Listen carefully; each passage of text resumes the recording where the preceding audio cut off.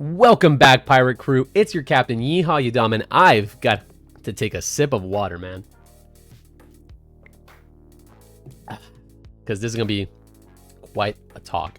So, wrapping up our deck lists for the winners of the first week of the Treasure Cup, we have Jose's iteration of Trafalgar Law. Man, I really hope I said that correctly, because it is getting embarrassing at this point. So 2 laws won the Treasure Cup. We have one that happened in Sydney, Australia, and we have one that happened in the UK. So they're very similar, and I decided to go ahead and use Jose's as an example because Jose's is a little bit more out of the box. He has one Basil Hawkins, he has one of the Starter Deck Law, and he also has one of the X-Drakes, which are not very typical of a Law deck, and I think it's very interesting to denote these cards when talking about it. And as always, once again, congratulations to him. And being a One Piece game analyzer and commentator, I believe it is also, I have my 2 cents that we can once again improve this Law deck. So let's go ahead and see if we can, right? I do think that Law, there are some cards that are just, again, like all other decks, very concrete. In a limited format where we have X amount of cards that isn't like a big card pool, there are cards that are just almost mandatory. So I'm going to go ahead and remove the cards that are not mandatory. And once we get there, we'll find where we're really at. This is one of the more aggressive Law lists. If you saw the list that I went ahead and posted on the Road to Treasure Cup, it is a greedier list. It is a list that uses a tertiary searcher in Momo, right? Because as at this point, we have Nami and Bonnie. In my list, I play Momo. None of the Law lists that top played Momo. Respect. I understand. It is very out there, but it's also really cool to do and is just a super duper value machine. And this one's also not playing the A drop or trying to sit behind the A drop, which is really, really cool. I think the one in Sydney, Australia was playing the A drop, which is a little bit more normal. This one's just playing a couple of weirder cards. There are no defensive events in this deck whatsoever, and the counts are just a little bit interesting. We have 27 Supernova, 24 Straw Hats, so these cards should almost never whiff, but we only have 9 Wano Country, being the Otama, Viper, and Izo. The reason I do like Momo so much in my Law deck is because he searches Otama, which is man, this card is insane. It searches Cat Viper, which wins you the mirror and helps you play against green, and then Izo as well. Very powerful cards for the mirror, for green, which are the decks that I expect to be at the higher mounts. Izo and Cat Viper, again, they just help you in the blue matchup. They help you versus the mirror. They help you versus red. They help you versus green. So in doing though, I think these cards are very, very good. I value them very highly. And because of that, I do play the Momo. But we're going to stick it to a more, run-of-the-mill, cut and dry Law build. And I'm going to do my best to show you guys what that may or may not look like. So starting off with the first couple cards, we have Otama. And I think it's non-negotiable that Otama needs to be a 4 of. This card is insane. This card single-handedly stops the A-drop kid from being a super-duper win condition, right? You don't need Otama Pistol to defeat the A-drop kid, although that's kind of nice. That's just nice that the deck has that. But just by playing Otama, flipping the Otama, playing Otama again, you make the A-drop a 4K, and now you're going to tell me, give me your entire hand, give me your entire board, or you lose the A-drop, right? And just by playing the card by itself. Now, if you have the pistol in conjunction, nice. If you don't, this card will basically do it by itself, which is really, really cool, which makes that matchup a lot easier. So I think Otama also being a 2K, this deck doesn't really have many 2Ks outside of that. We have Brook and Izo out after that. We're literally running 10 2Ks. Deck is very glass cannony, if I do say so myself. So by doing so, I like playing 4 Otamas. It's a good defense, it's good offense, it's just good. At the end of the day, it is a 1-drop, so you can play it and then loop it and then get to your final board. And it is a red 1-drop, which allows you to flip or Shambos into your Law, which is the strongest play the deck really has. Playing a Law for 2 is very, very strong. So 4 Otamas, yeet. 4 Chopper, yeet. Every Law deck that won was playing 4 Veggies. Sure. I'm just not going to argue it anymore. I was not a 4 Veggie enjoyer, but if the statistics are showing that Veggie is better than Killer, then we shall do it like they are doing. So we will also keep Veggie. We'll keep Bonnie, Nami. These are just non-negotiable cards. This card is non-negotiable. I really do enjoy Brook, but he doesn't really need to be there. Izo, I don't like Killer. Nico Robin is not necessary for Law. Zoro is not necessary for Law. I know that's a kind of a hype statement. Boom, bam, bop. And this is kind of where we're at, right? And I do like playing these as 4 ofs. Maybe we can drop this just a little bit. Now we have a little bit more combo power in our deck. we've increased our total combo just slightly by 1 by playing one more Ezo, but by playing more Cav Vipers, we've made our green, red, blue, and Law matchups a little bit more favorable. I do think Luffy is awesome, and I think everything here I am very content with. I wouldn't probably play 4 veggies, but everyone was doing it, so we must do as others do, huh?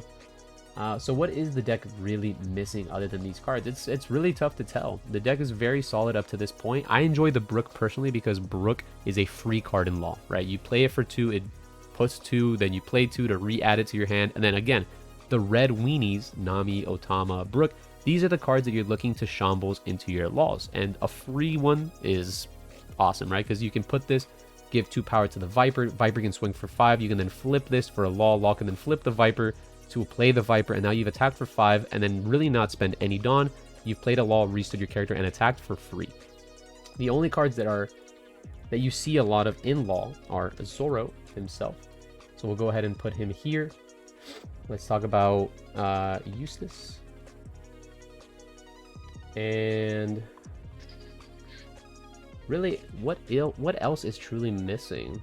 Oh, the Nico Robin, very important to talk about. Some people enjoyed this card, and I really like the Red Hawk, and something to be said about Radical Beam.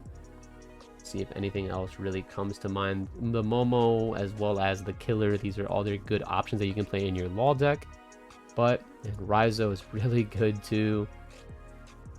And I think that really is about it, right? So these are the cards that we kind of want to slot in for some amounts. The reason we talk about Monkey D. Luffy, let's talk about it in line. The reason we talk about this Monkey D. Luffy more than anything, he is a Straw Hat Supernova that is a red. So again, red weenies turned into Law. Strongest play the deck has. So it also adds more consistency to the deck as it adds more Supernovas and Straw Hats to the deck. It swings for 5 by itself. It just does a lot, right? So let's say you have this on board, you play a Brook. Brook will then boost some other character. This will then boost itself. You're going 5/5. Flipping for the Law is then flipping this card, and then you've reset your board, swing for 5 3 times, which is heck yeah. Which is really good. It's kind of what the deck does. The deck swings for 5 over and over and over again. It doesn't really have that extended hit as other decks do. It sometimes will hit you for 7s on the Law if it needs to, but that's really about it. It's looking to check you at 5.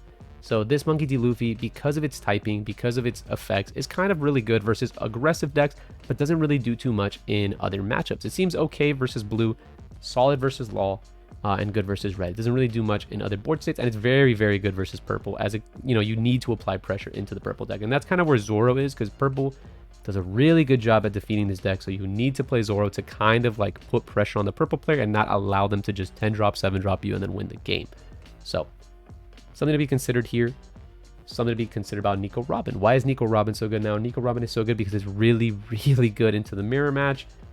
You do never want to like summon this card and then not have anything to protect it, right? You want to be very careful on how you play your cards because you have to play around Cav Viper and Ezo as well as Red Hawk. So if you're playing around these cards, you want to play these a little bit later. If you expect your opponent to have the Cav Viper or the Ezo, some people just play Bonnie and tap the Bonnie to immediately get the value because you cannot defend Bonnie into these cards whatsoever, right? So if you're going first, you can play the Bonnie. If you're going second, you can play the Bonnie and use the Bonnie. And then they can't really beat you off the Viper, right? Or if you have an assortment of 1-drops, you can do that as well. It's a little tough, but it's something you have to think about when you play these matchups versus green and Law specifically. Other than that, you really, if you're playing versus blue versus red versus purple, you don't really care. You can just kind of ride these cards out, and there's very little interaction that they can have. If they bounce it with Teach, who cares? If they pop it with a 6-drop, you'll see it coming. And red, you just have to play around Red Hawk. So if they have 2 Dawn open, use your Bonnie before or attach 1 Dawn to your Nico, and you're good to go. So Nico Robin, super duper good in the mirror match. I do think this card at 3. I think your boy Jose was on the right track. If he's not playing the Momo, then Raizo becomes a little bit worse. It is a really nice card because this flips into this, which is nice, right? Because you really don't have anything that flips into the Monkey D. Luffy at this point in time. And it's a really nice card to summon off the Law, right? So you can go ahead and do the Law play, and then the card that summons down instead of a Zoro could be Raizo. This is, again, if you want to play the A-drop, I'd suggest you think about playing the Raizo instead of the Zoro, as it will allow you to have more cards in hand that will allow you to defend the A-drop better. But if that's not your game plan, which is the game plan that no one was playing, then we'll go ahead and play the Zoro. And I believe this kind of is similar to what an aggressive Law deck would look like, right? In my opinion, a more linear, clean Law deck. If you want to play the A drop now, you can go ahead and remove these. You can go ahead and remove these, and we have access to Rhizo. We'll go ahead and remove this. We'll go ahead and play Eustace. And there is something to be said about potentially playing a Momo, but if we play Momo, then we have to be a little bit more careful, right? And then right there, we have 48. Let's see if we can try to squeeze in a couple Momos here. We can drop this by 1. Gonna go to full screen mode, add this, full screen this, up this. And then this would be more of an 8-drop centered version of Eustace Captain Kidd. You use the Rhizos instead of the Nico Robins. Your Cat Vipers and your Ezos, you're flopping them with your Law. And Monkey D. Luffy is something you can search, but isn't necessarily needed. You can also use your Gum Gum Red Hawks to defend this guy. The amount of advantage you can generate with 1, 2, 3, 4 quaternary value machines is insane. And almost not always necessarily needed. This deck has 17 Wano cards, so I would like to up the Wano cards to go all the way up to 19 if possible. But it's very, very difficult with where we're at. The deck, it's very, very tight as it is. So in doing so, we only play the 2 Momos so that we don't really have to like go for that game plan. And therefore, the 17 isn't terrible. If you wanted to up the Momos all the way up to 4, then you'd have to make a lot of changes. But as it is, I'm really happy with this deck. It has a lot of combo power that we have 12 2K, similar to a red deck. We have the Eustace Captain Kidd with 3 of these Red Hawks, which is similar to like the Shanks and the red in the mid-range version. So this is more of a mid-range Law deck that can go ahead and take a lot of aggro. Well, most often not, this deck will beat green, red, blue very easily, and it can have a really good time into the aggressive Law build. So that's why I really do favor this version of the deck. If you do not want to play this Monkey D. Luffy and you want to flop it into another red card, there's also very, very strong red cards that you can play. Let me go ahead and show them to you. If you do not like the 2-drop Luffy, you could play Structure Deck Zoro. Very, very strong in this deck that you can then, and you can also use this Zoro to go ahead and add some more aggression, as well as, if you don't want to play that Luffy, you can go ahead and play Usopp for more 2K if you want to go ahead and fit that. And I think this card is just too broken not to play this 5-drop Luffy, but I think there was one more thing that people were playing that was a little bit spicy, and I think it was right over here. This 4-drop Luffy, right? It is a 4-drop 6K with 1K combo power, very similar to the Structure Deck Zoro, right? It is a low-cost 6K and with combo power. The Zoro doesn't have it, but the Zoro is a 7K swinger, and I think 7 is better than 6. 4 is bigger than 3, but you are losing the combo power there. It's also a Supernova and Straw Hat, so you have double Searcher, where I'm not sure if this Zoro specifically is both, but he is. He just is. So he's very, very good. Something to think about. There's also something said about Guard Point and Radical Beams if you can try to fit them into your deck. And that's basically where I would play my Law deck. I'd play more of a mid-range Law deck that would allow you to outvalue most of the decks in the game. You have win conditions versus the stall mechanic. You win versus blue because you play this. You win versus red because you just out-combo them, outvalue them. The only deck that you have to worry about is purple with this deck. Purple with this version of Law is very, very difficult because you do not have the aggression, and if you give them time and they 7-drop you, 10-drop you, you're going to be in quite a pickle. But because we play the Jet Pistols, the Otamas, the A-drop, we could finagle our way in there, but we have to use our Brooks aggressively. We really, really have to cycle this card as much as possible to go ahead and push for game. If you want to go ahead and make your purple matchup a little bit better, we'll go ahead and show you one last card that you can go ahead and think about placing into your deck. It is this Monkey D. Luffy and or this Monkey D. Luffy. It just seems like Luffy is the answer to purple, right? It's almost like Luffy beats Kaido XD. No spoilers. But yeah, we have definitely either this one or that one. This one can be played in place of the Brook because it has the Supernova Straw Hat, so it'll make your searchers even stronger. You will very likely not whiff. And also the fact that by suctioning 2 cards, you can go ahead and go all the way up to 7K, which is the magic number versus purple, is very, very good.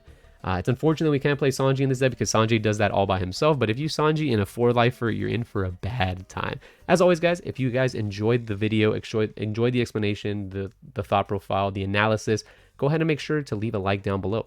If you have any questions, comments, concerns, ways that we can make this deck a little bit better, leave a comment down and we'll talk about it, what you do like, what you don't like. I know I've been doing a lot of what you don't like lately, but you know, I like to think a little bit out of the box. And as always, if you haven't joined the Pirate Crew and are thinking of joining, go ahead and join by clicking that subscribe button. I'll go ahead and see you guys this week at the Treasure Cup in Miami. So if you're going to go ahead and attend, feel free to come and say hi. I'm down to go ahead and meet some of the Pirate Crew, and I'll see y'all there this Saturday. Peace.